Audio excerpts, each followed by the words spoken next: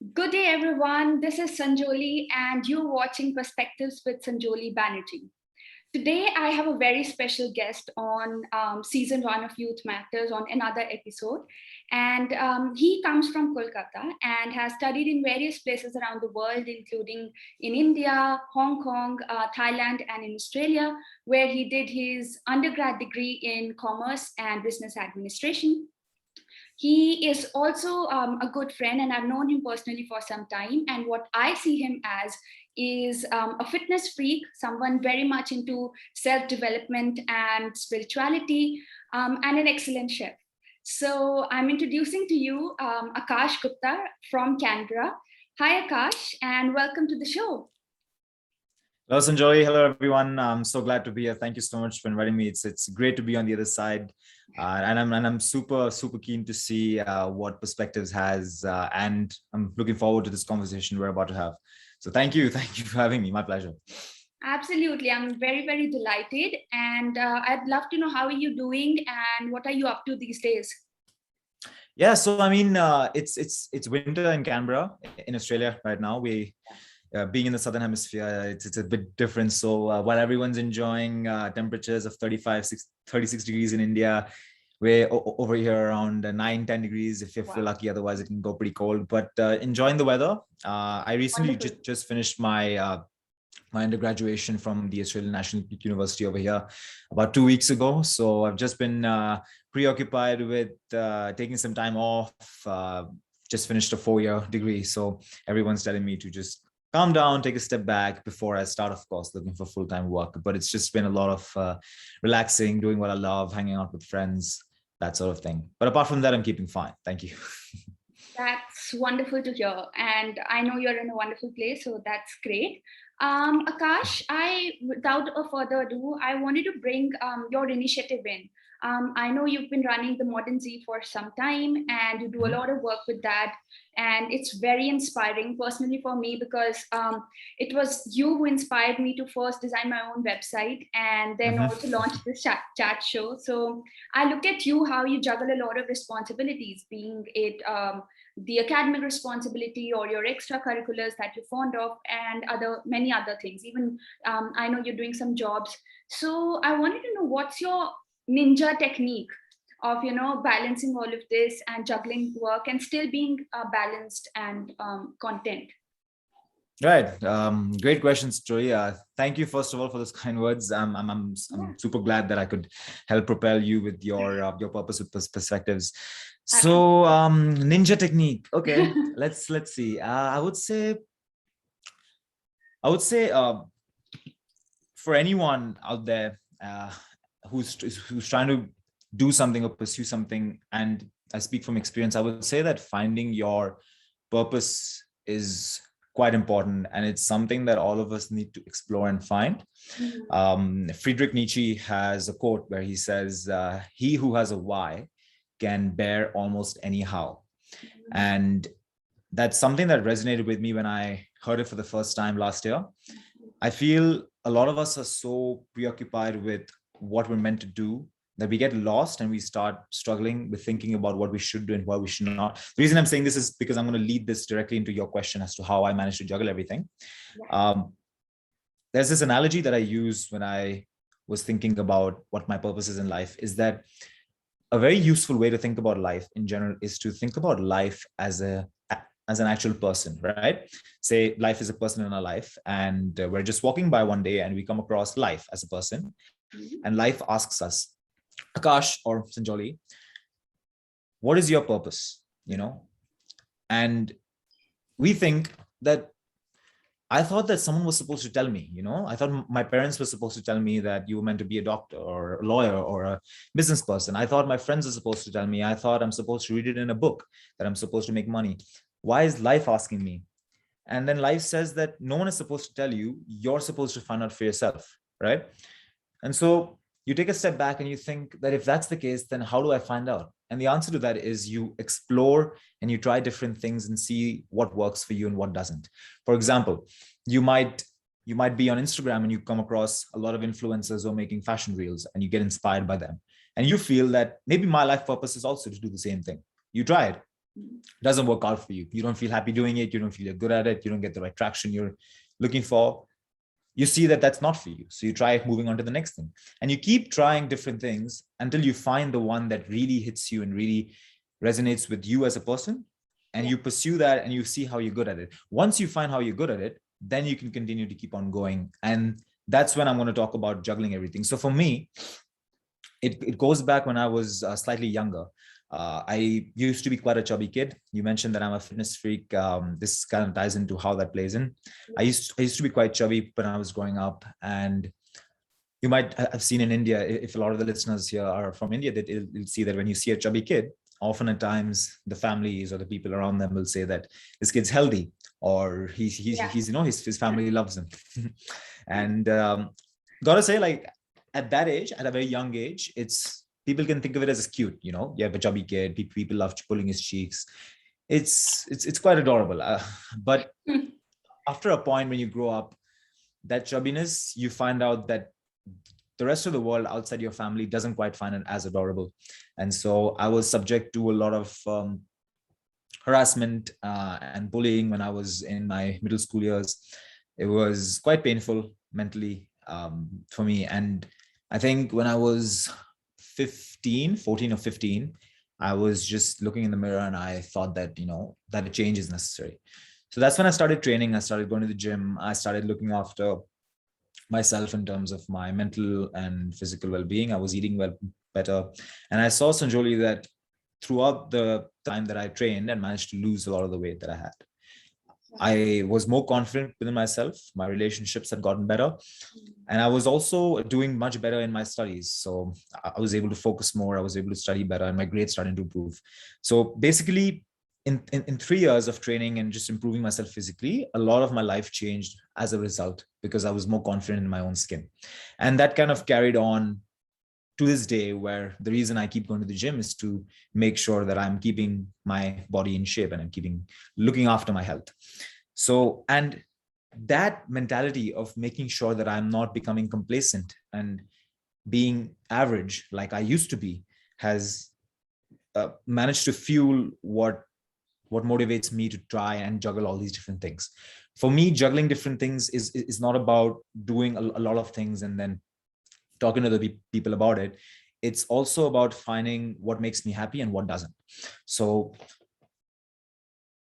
a lot of times people wait and wait for a sign, but for me, it's just about just doing it.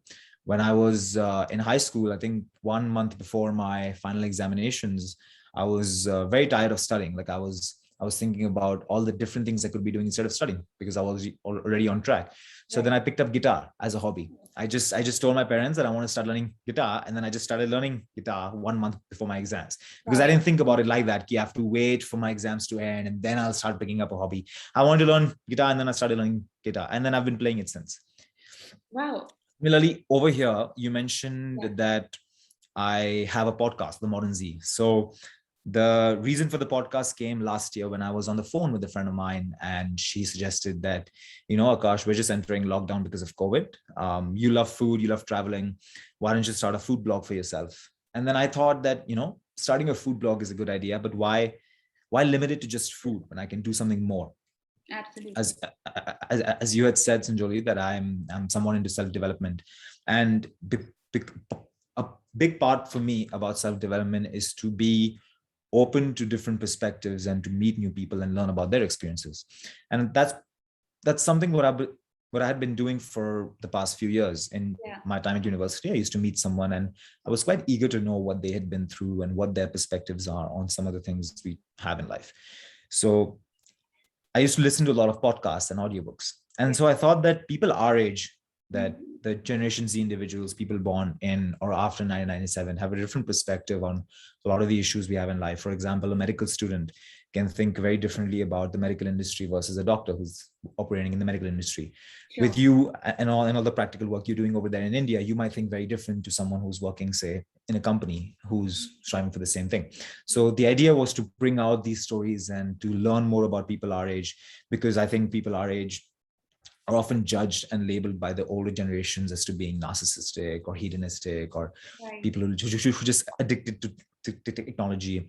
Yeah. I can see where that comes from. There's a lot of stereotype that exists, but not all of them, all of us are like that. And I wanted to bring that out. So that was my why, right? That was my Okay. why. Yeah. And that's what I used to create the podcast and the blog in the first place. I didn't think about the technicalities of it. Nowadays, Sanjoli, if we're all being honest, there's an app, a website for pretty much everything. Yeah. There are categories and there's subsets of those categories where you can get stuff. So I used a website called Anchor, Right. and I was with a close friend of mine, and we decided to start a show. Very simple. We just started recording one episode and we put it out there. Mm. And from then on, it was just about finding time whenever I could to think of a topic and just start talking about it. I never looked at it as a task that I had to do because for the sake of it, because that's when I think people uh, struggle with balancing and being productive at the same time. Right. For example, I came across this book. It was one of the few books that I had heard a few years ago, called Atomic Habits by James Clear. It's a very popular book. I'm sure some of the listeners or viewers of this video know about it. One of the very important things he says in the book is that a good way for us to maintain good habits is to make it easy to pursue those habits. And similarly, a good way to avoid bad habits is to just make it very difficult for us to do that. A very simple example of that is, for example, if you always have a tendency to sleep in, if you don't wake up on time, a good way is to just keep the alarm clock far away from you so that when it's going to ring, you have to get up and you have to go and press it, right? And then you're out of the bed. So similarly, for me, being productive meant making it difficult for me to do all the things that caused distractions. And by distractions, I don't mean stuff that I particularly like to do, because there's a place for that, which I'm going to get into in a minute. It's about the things that don't really provide much value and which only provide short-term satisfaction, which isn't going to help in the long run. I think for me, the most important thing in doing something is sustainability. And part of being sustainable is to know how you can do something consecutively, year after year, moment after moment, something that's enjoyable for you. So that's kind of what motivates me to do all the things that I do. Of course, if something doesn't work out, then you change it, but it all connects back to finding your purpose. And I won't say that I found it. Again, it's kind of like a journey, but you keep learning each day. For example, with this episode today, I can see that I enjoy speaking to you and I enjoy speaking on a show. So that's something I'm going to keep in mind and do it again and again. I might come across something that I don't enjoy. So it's just something you learn day after day, and you can use it however you want. I hope that answers your question. Sorry, no, definitely. That was actually very interesting, Akash, how you talked about finding the why of your life, and also something I read in a book by Dr. Viktor Frankl. So we also spoke about this in our last episode with Aditya Pathak. So so it is interesting. I'm also interested in and inclined towards this field wherein I'm trying to understand the purpose of my life, and just not limited to, for example, activism, and also try what else I can do, what my potentials are. So things like those. So it's very interesting, and I'm sure the audience will, be more encouraged and motivated to find their own why. And also how you touched upon other topics, like how, if you're driven and if you're passionate about a certain thing, you don't feel it to be a task. So that's very interesting. So thanks for all those wonderful thoughts. And because we're talking about your own life, I wanted to lead this on to your dream for the society. I can understand you have certain dreams and priorities for yourself, but what dream do you carry for the society around you? Dream for the society, I would say, of course, like nothing's perfect. No society is perfect. Every society is going to have some flaws. Every one of us is going to have some flaws. But I think one of the biggest issues I see with society and youth, and particularly in India, is that the learning system and the media that we're exposed to everywhere is causing the most amount of issues in our societal system that we have. What I mean by that is, first of all, the schooling system in India particularly, and it still exists outside, but I think it's a little worse in India, is that they prioritize a certain way of learning and teaching, which students growing up, they're not exposed to anything else. So they think that that's the way the world operates. And they attach their own identity to that way of learning and value. They assign a lot of their own personal value to how they perform in school. We've seen this in India, where a lot of the times parents and families can be very disappointed if, for example, their child, don't perform as well as they expected. If they don't get, like, say, a 90 plus out of 100, they feel they start, taunting them that you won't get into a good university, you won't get a good job. Look at the person next door, they just got a 95. And so when we grow up right now, we can reflect back and think about how irrelevant that was. But for the child growing up, they're going to assign their own personal value to whether or not they were able to score that mark on the test, even though they may not have been inclined towards studies or that particular subject. Very well said. Yeah. I think teaching and learning in schools and even in colleges today need to focus on a more holistic way of improving a student's overall well-being. What I mean by that is that I'll share a story with you. Yeah. When I was in high school, as I had mentioned, that my grades were starting to improve as I was into fitness. And towards the end, so I was part of the International Baccalaureate, the IB program in India. Right. And I had performed fairly well. Like, I was the top in my class, and I was very happy. Like, everyone in my class was happy. My whole family was proud. It was a great moment. I'm sure. And then I came to University Sanjoli, and I saw that once you're here, no one really cares about how you performed in high school. That's not to say that you shouldn't focus and you shouldn't strive to do well, but it's just that it's not the end of the world if you don't. And there are so many things that life has that you don't learn in the bounds of a classroom. It just opens your mind up to all the possibilities that you weren't exposed to and how you still have so much more to learn. So when I mentioned that students and teachers and society must foster holistic learning, it's about showcasing to the youth that there is so much to life that you cannot learn in a classroom and in one curriculum or in one textbook, that learning should never stop. For example, how to ace an interview. So many people in India have amazing analytical skills and amazing research skills, brilliant minds, but many of them struggle with acing a good interview because they don't know how to navigate a proper conversation or how to make sure that they're answering the questions the right way. It's not just in India, I've seen it here as well. You have amazing, smart people, but they struggle in different areas because they weren't taught that. That's something that needs to be fostered more because it's important. Absolutely. Then certain soft skills as part of cultural awareness, knowing that different people come from different parts of the world and their cultural appropriation might exist, where you need to be mindful about how someone may react to a certain situation. So keeping that in mind and having taught these things to students from a young age will help them dealing with people, because communication is probably one of the biggest things we have as a society. Like, we are social animals. We are meant to interact with each other. Another thing I have a problem with is in India is same-sex schools. I think that boys and girls from a very young age should be put in the same school because they need to learn how to interact with each other and talk to each other and respect each other. What happens is, when you don't put them in that same environment, and when they go past that school, the world isn't same sex. The world has to work with both of them together, right?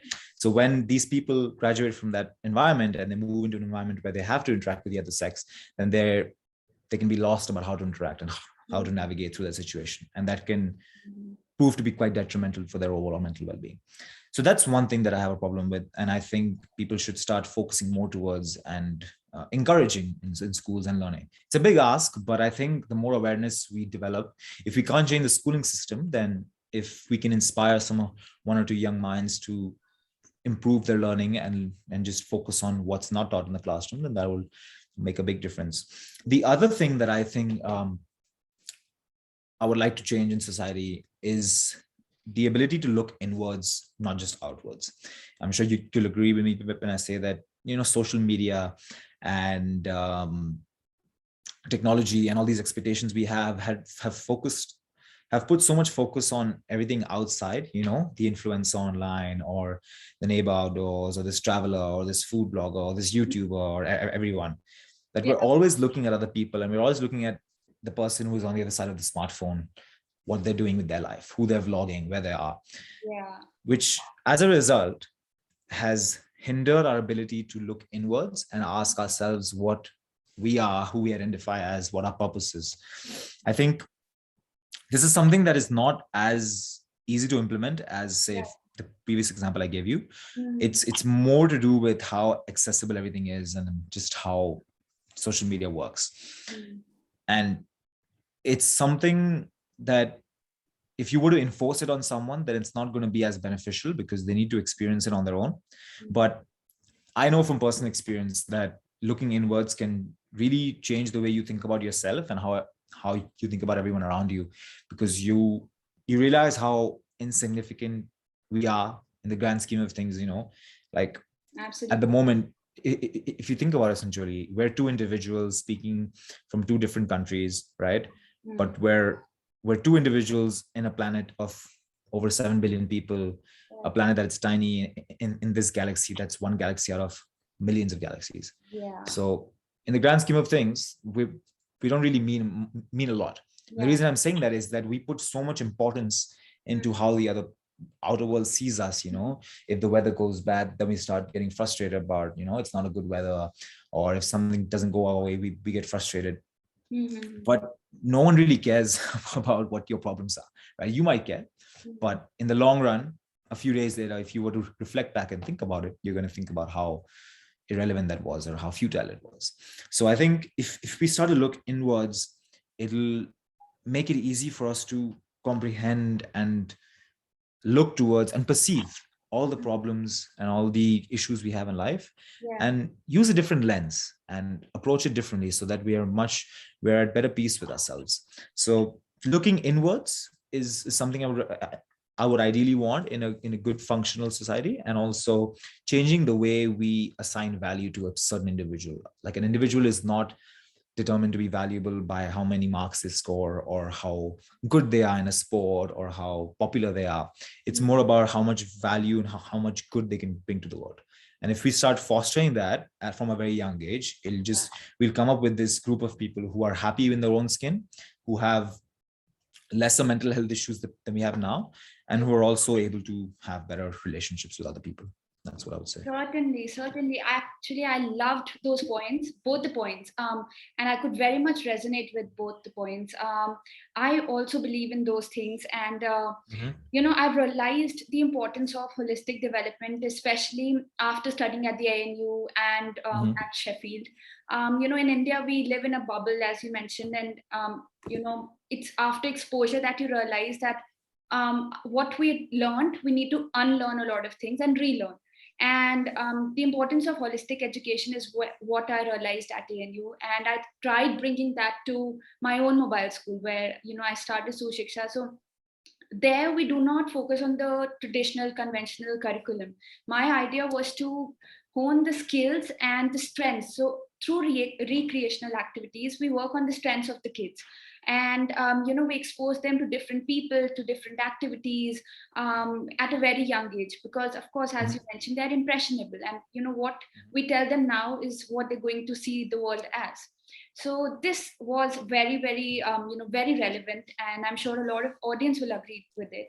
And the second point of looking inwards is, I mean, I can't emphasize upon its importance enough. It's so crucial in today's time, and especially when we are driven by the world of superficiality, and exactly how you mentioned, we are very much driven by the Western standards. Especially if I see the Indian society, we think what they're doing is that's the way to be. And I see my Instagram; it's full of people, very homogeneous trends I see on Instagram. All of them in a certain manner, and it is sad to see that sometimes, because our generation is moving in another direction.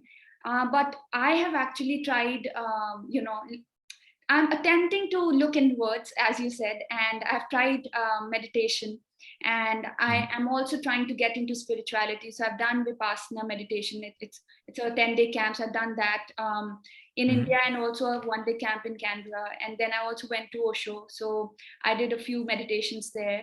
So I've come to realize the importance of looking inwards and not comparing yourselves with others, and finding your own uniqueness, and again coming to the same point of finding your own why.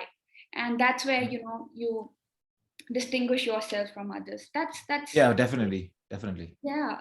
Yeah, I So mean, like I'll share something with you. Sorry, just to interrupt, but I please, just please wanted to go add ahead. something. Yeah. Like, um, for me, looking inwards came as a result of listening to a lot of books and learning more, Yeah. and just learning to adopt a specific philosophy Mm. that can guide my decision making and make sure that I'm thinking the right way and putting my thoughts into action. Sure. So there are various philosophical schools of thought out there. There's Buddhism, there's nihilism, there's Stoicism. There are lot of them, and a lot of them have a lot in similar. Right. I personally found myself gravitating towards Stoicism, Okay. uh, only because Stoicism is not marketed as this life-changing way of thinking. Okay. With self-development, a lot of the listeners or watchers who are viewing this, if you're someone who is getting into self-development, Mm-hmm. you might look at all the books that you're reading or the videos that you're watching and think that I'm reading so much, I'm watching so much, I feel better about myself. And you do. It feels like a high that you're learning so much, you're improving your well-being. Yeah. But there comes a point where there is so much information that's coming in that it's hard for the mind to process everything, and you start to forget what you've initially read.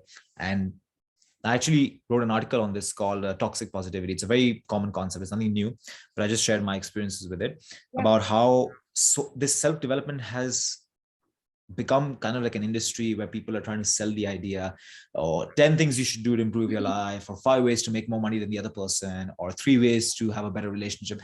They're trying to sell you something. And the problem with that is that when you buy into that and you do what they say and it doesn't work out, then you're going to do one of two things. You're either going to question what they told you, Yeah. or you're going to question yourself for believing into that because it didn't work out, right? So back to my point about Stoicism didn't sell itself to me. It didn't say that, Akash, if you practice Stoicism, your life will improve. It was more about how a certain subset of individuals in the past lived and how we can adopt some of their habits to help improve our own lives. It didn't say कि आपको करना ही करना है. It's more about करके देखो. If it works for you, then you can continue to keep doing it. So I'll just share one thing in Stoicism, which is very important. Stoicism talks about knowing the difference between what's in your control and what's not within your control. And I'm only saying this because you mentioned about looking inwards. And this was one of the first things that I started to think about when I was looking inwards, is to differentiate what's within our control and what's not. And when you actually take a moment and think about it, Sanjoli, you'll see that most things, 99% of things that happen in our life are beyond our control. It's not in our hands. We are not responsible for what our friends and family think about us, what they say to us. That is their mind. It's all happening in their head. We're not responsible for the weather. We're not responsible for the random strangers on the street. We're not responsible for pretty much anything. The only thing we are responsible for is our mind and how we respond to everything that's happening around us. So you're not responsible for someone if they start abusing you or start talking shit about you, but you can control what you think about that and whether or not you want to give them the attention that they want. If they start saying something that's not very nice about you, and you don't give them credence or you don't give them value and you ignore them, then you're left unharmed, right? It's like it never happened at all. And so if we keep the mentality around most of the things that happen, we'll see that we will reduce a lot of the negative emotions that we have, which is anger, pride, envy, jealousy, hatred, because we learn that, it's not in my hands. Why bother fussing about it? If it was in my hands, then I would have done something, but it's not. And if it's not in my hands, then why worry about it? So that is something that really struck a chord within me and has helped over the past year to deal with various problems in life. But that's definitely something that I would suggest if it sounds interesting for someone to give a moment and think about. I never try to convince anyone. I just want people to think a little bit more about the intricacies around, life. Very So interesting. Yeah, thanks for sharing that aspect. And it is very interesting. Now, something I wanted to talk about, Akash, is privilege. We have touched upon it a bit in our past conversation, but Mhm. I wanted to talk more about it. How do you see privilege, and do you think you yourself are privileged, and our youth, so the generation currently, they are privileged? So, what do you think about that? Definitely, I privilege is is so influential in how we have grown up and Yeah. how we are versus other people. I consider myself to be incredibly privileged in terms of having a roof over my head, food on the table, a family who supports me and loves me, and friends who I can speak to and share my problems and my happiness with. A lot of people are not as privileged with these things. So I come from a privileged place. And I think people look at privilege as a bad thing nowadays. Okay. Uh, it's the same thing as say just being lucky or just having good genetics or just having a better card draw than others. It's like if someone is a particular color or of a particular gender, it's not necessarily their fault, right? You were born this way. Absolutely. It's not necessarily someone's fault if they were born in a wealthy household. They were lucky, definitely, Yeah. but I don't think that they deserve to be judged for it or labeled for it Yeah. on that basis alone. Yeah. If that affects the way they treat other people, then perhaps you can say something. But on the basis of being privileged alone, I don't think people deserve to be judged because it's not in their hands. Mm. That being said, Mm. I think privilege is very important because it shields you from a lot of the problems that life has, right? We're from India, and if most of the listeners of this episode are from India, they'll know that there are certain parts of our country where many people don't have the same privileges that we have. They don't have a roof over their head, or food, or clothes, or families, or friends. Yeah. And because they grow up that way, they don't think about it as much as we do because we know the difference, but they may not know the difference. And so we don't have to deal with the problems of poverty or worrying about, um, if we take a slightly less extreme example, worry about paying home loans or educational loans, or worrying about, struggling to find food. It's something that a lot of people take for granted, I see. To answer your question about the youth these days, not everyone, but I see a lot of people, again, placing too much value on materialistic items like their smartphone or their laptop or their clothes or a bag or an accessory, taking their money and the privilege for granted because that's how they've grown up. If a child has grown up being pampered by their parents, then they're going to think that the whole world revolves around them because that's how they were grown up. It's not their fault. It's just that's how they were Yeah. raised. So they're going to grow up into a teenager who expects everyone else around them to treat them with royalty and respect and love, when that's not the case, because that's not how it works in real life. Once you leave that bubble, as you mentioned, you Yeah. realize that the world doesn't revolve around you. Mm. So then the question is, how do we deal with that? How do we respond to that? Mm. It's, again, it comes, a lot of these things, Sanjoli, the idea of thinking about this comes when you look inwards and you think about how privileged you are. Yeah. I think for me, the idea, like when I realized and I came to terms with the fact that I was so privileged, was a few years ago when I was in Mumbai with my family. And I shared this story a few times on my podcast. I was with my family and we were walking through a train station, and I saw this old woman, this beggar on the train station, and she was with her, I think, 2 or 3 kids. She was visually impaired, and she, I think, was physically impaired as well. I think she was missing 1 or 2 limbs, and she was on crutches. So she was with the kids and she was feeding them some food, and she appeared to be very happy. And it was a moving experience to me because I went back and I thought about everything I have, this body that I have, that we take for granted on a daily basis. When having the basics in itself is a very important thing. We worry about having the ideal body shape. For guys, it's about having muscular physiques, or for girls, it's about having curvy physiques. But the fact that we have 4 limbs, we have senses, we have properly functioning organs, if we do, is such a big deal in itself, because a lot of people don't. And we should appreciate that and give value to our bodies and nurture them, because this is the only body we'll ever get, right? Similarly, we have a family who looks after us. We have friends who talk to us. We should not take them for granted and treat them disrespectfully when things don't go our way, because if we lose them, then we're going to realize how much we love them. That's often what happens. You don't realize how much you love something until you lose them. So knowing about privilege is much about thinking what would happen if you didn't have it. It's difficult when you have grown up this way, but if we start acknowledging what we have, then it'll just make it easier for us to treat other people and value the things that we have rather than take them for granted. If we have food on the table, we'll know that under no circumstance should we waste food, because not everyone gets food. If we have a closet full of clothes, we'll know that not everyone has so many clothes, so we shouldn't stock up and buy more and more clothes and then throw away the rest, right? If we have a healthy and good bank account, or if our parents are well off, we should know not to spend money on things that are not going to generate return or are not going to prove to be any value whatsoever, like, for example, gambling or drugs. Because if you don't do this, then when you leave this bubble, when the time comes to earn these things for yourself, you're going to be lost, because you don't know where to start. You only know where to spend. So that's kind of how I would sum up privilege. We're all way more privileged than we know, and if we start to think about it, then it'll change the way we think about everything. Absolutely.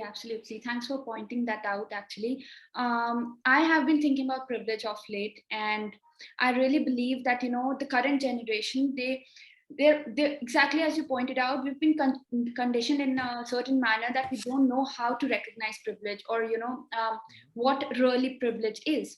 But I hope through this conversation, people are able to recognize their own privileges and also utilize them for constructive purposes. So for me, privilege, what I see it as is, just having the power to speak what you want and doing what you want. So for example, today I can talk or share my opinions on what I feel about certain things. So when you have this power, because a lot of people don't, of course, this I'm talking about besides what you already mentioned.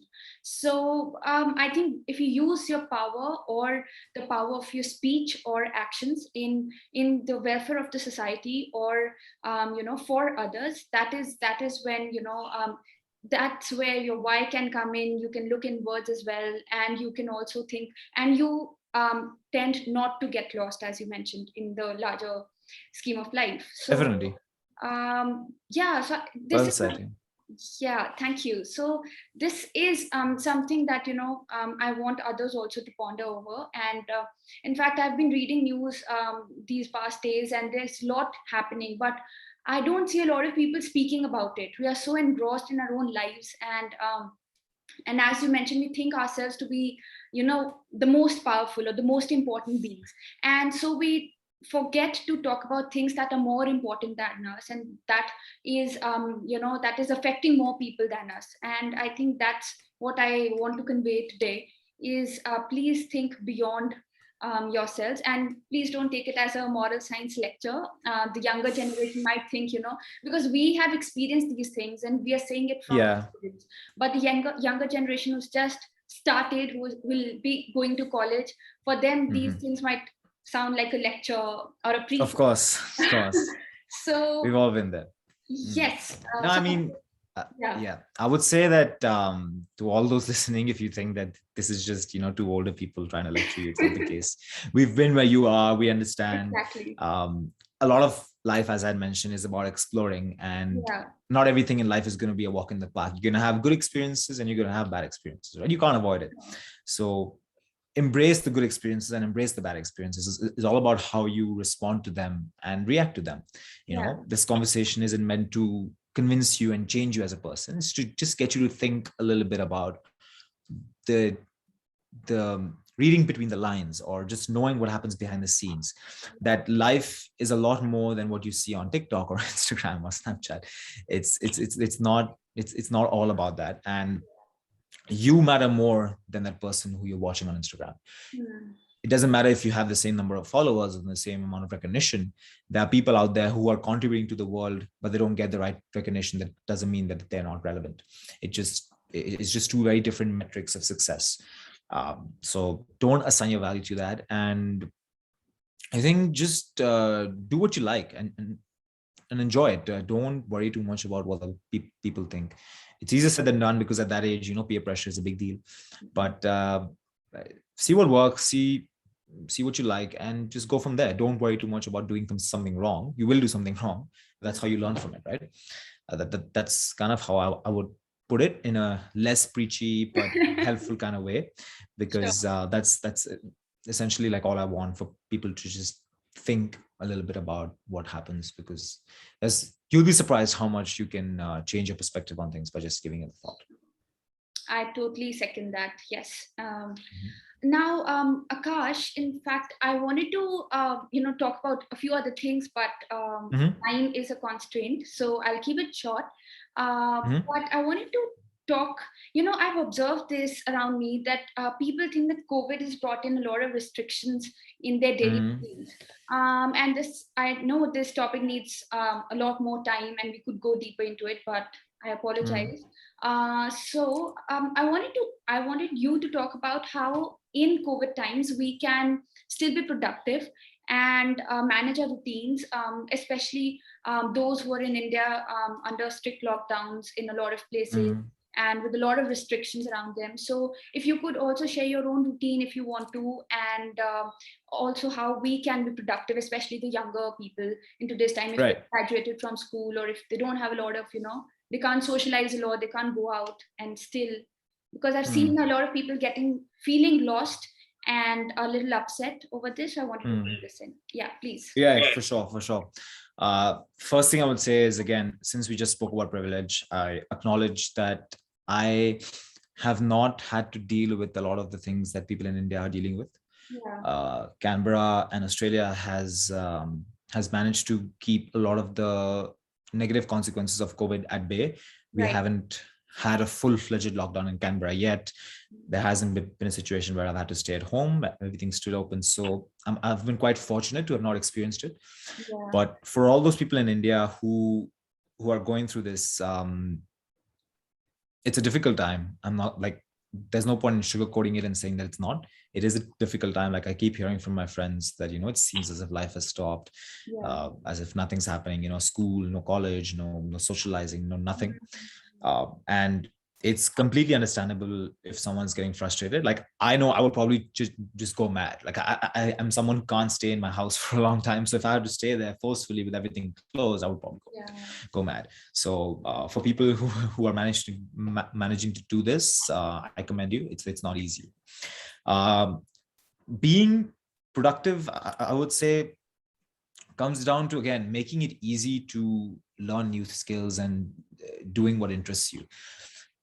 Nowadays, as I mentioned, everything is online on YouTube for Yeah. free. Even if you want to pay for it, you can pay for it, but like, a lot of the things are free, like on YouTube or websites like Skillshare or Udemy, or in India, an academy, if I'm not wrong, where you can learn a lot of different skills, whether it's graphic designing or photoshopping or video editing or music or writing, English speaking, music, whatever you want. It's all available on the internet.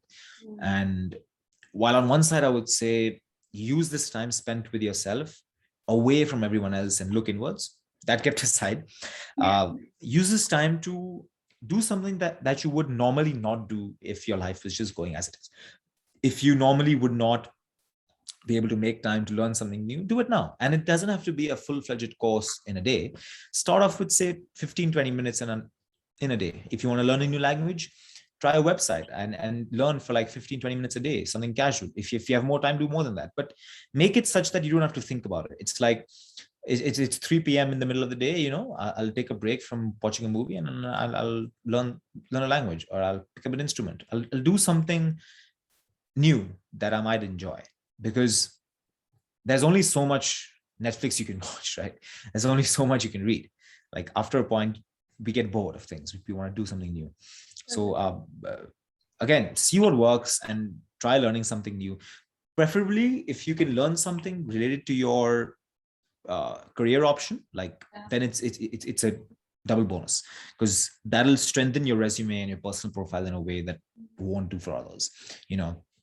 The one thing that I've realized, Sanjoli, after graduation is that when you're applying for a job, the one thing common between you and every other applicant is the fact that you all have a degree, more often than not. But what differentiates you is the skills that you have. So if you're applying for a marketing role and you have skills with Photoshop and graphic designing, it's a huge plus for the company that's going to hire you. If you're doing something in say mathematics or computer science, if you have experience designing a website or any experience with a software or programming language, then that's going to help you with the job. So try starting with something that pertains to your preferable career option. If you have thought about it, if you haven't thought about it, then keep it fairly exploratory, but do something new and keep time for things that you enjoy. Like if you enjoy watching movies, do that. Don't hate yourself or don't be hard on yourself for doing what you love, because again, like it's about being sustainable. So find time for a lot of activities to make sure you're staying happy and your mental health is good. But don't be afraid to switch it up, because like what's the worst that can happen? You won't like something, you won't do it, that's it. It's not that you're going to lose something, right? So just be open to it. There are a lot of things life has to offer and the internet has to offer. So just keep that in mind and see where it takes you. Yeah, that's a great piece of advice, I'd say, and very, very helpful. And I would take a moment to talk about my own coping mechanism in this COVID time. I've actually tried exploring my own interests. So be it starting this chat show, I've always been on the other side of the mic, taking interviews, and this time I'm trying to be the moderator. And it's helping me to explore my own potential and what all I can do, what I can't do, what I enjoy doing, things like that. And similarly, of course, this is quite common that I've been reading books and also tried exploring music, but I found this is not my cup of tea. So I just left that. But at the same time, I've also started to care for myself more. I find that, my physical health started taking toll, and my body was giving me signals that I've been overworking, not taking a break. So I started following a regime wherein I take a certain type of diet, I exercise more, I wake up early. So all of these small measures which I earlier took for granted is something I'm following, and I really thank COVID for all of this, because I would still be running in the same race of life and not looking at all of these things and nothing later. So COVID has given time to contemplate more, to reflect more, to think about my own priorities, what I want to do, what I don't want to do. Do I still want to be a part of that same, what everyone is doing, that same race. So all of these things, plus I got to read books from my undergrad. So I'd taken admission in Delhi University before coming to AIM. So I bought a set of books, and they're all about constitution and political science, something I'm very much inclined towards. So I'm also reading those books. So I found an old pack of books somewhere in the cupboard. So I'm trying to work on all of these things, and as you said, also honing my skills that will help me in my own career. So that is great, I think. And since we have to wrap up, and I really don't want to, but we have to, I will ask you a final question, Akash. But if you talk about anything else, we are happy to. So the final question is, what would you say to the elders listening to the show, as a youth representative yourself? So what would you say to them? It's a very tough question. Again, when you think about it, parenting is not easy.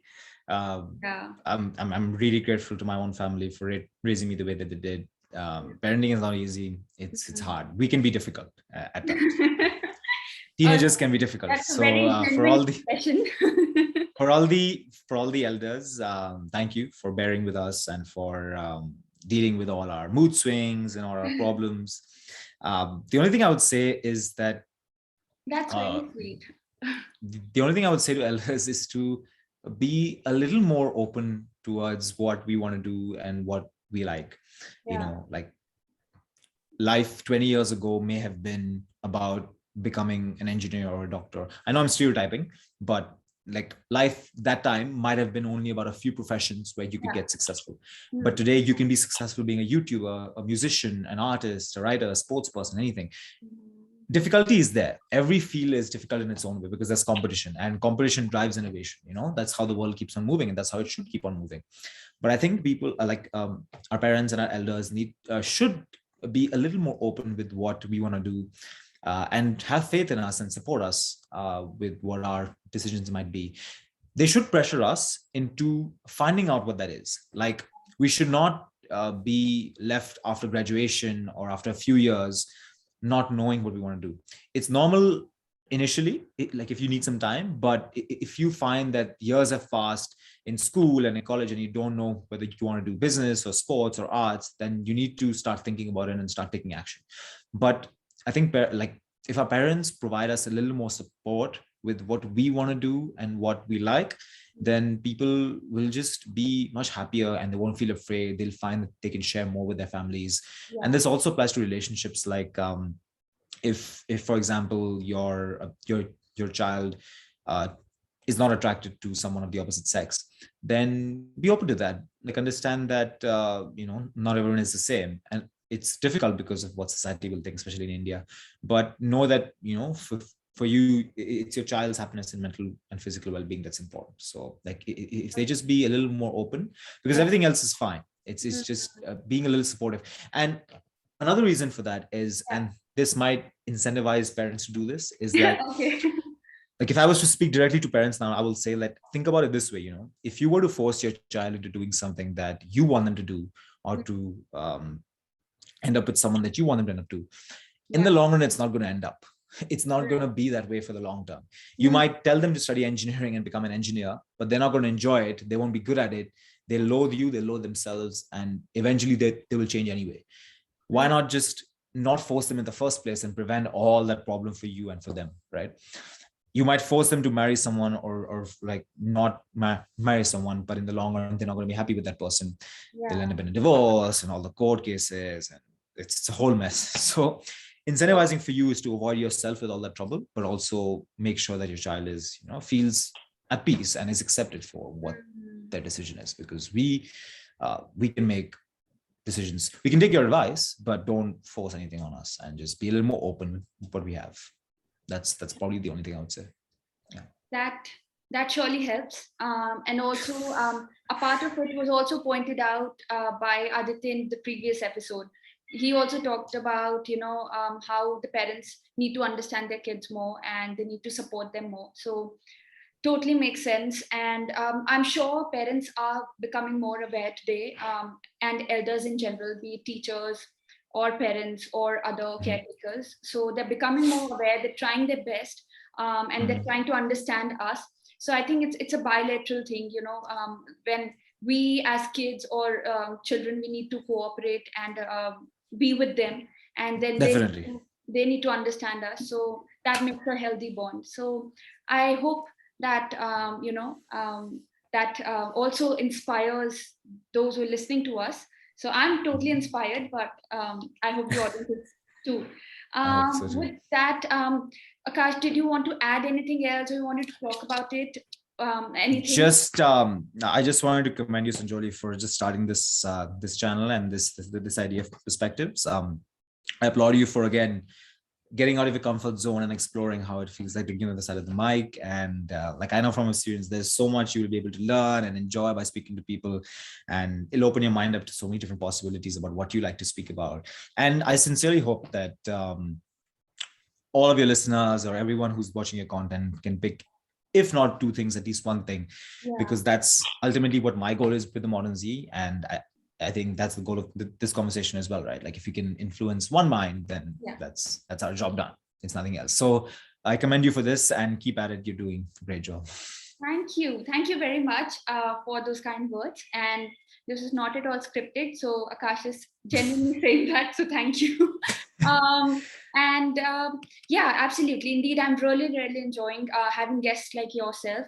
And the entire aim of this of this chat show is to bring out those people who have inspired me in a certain manner. So I don't intend to bring people with fancy CVs or who are very accomplished and the media has already portrayed them. I wanted to bring people and show them to the world who've inspired me in a certain manner. And as I already talked, how you have inspired me. So I'm very, very glad to have you today on the show.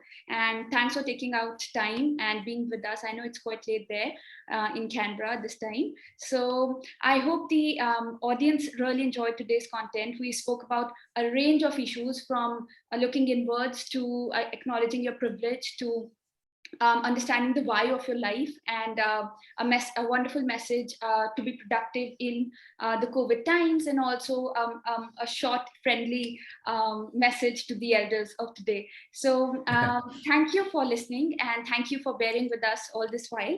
I promise to bring good content and great speakers or conversationalists in the upcoming episodes. Stay tuned. Thank you very much. Take care, Akash. Thanks for being here. Thank you, Sanjoli. Everyone take care. Be safe. Thank you.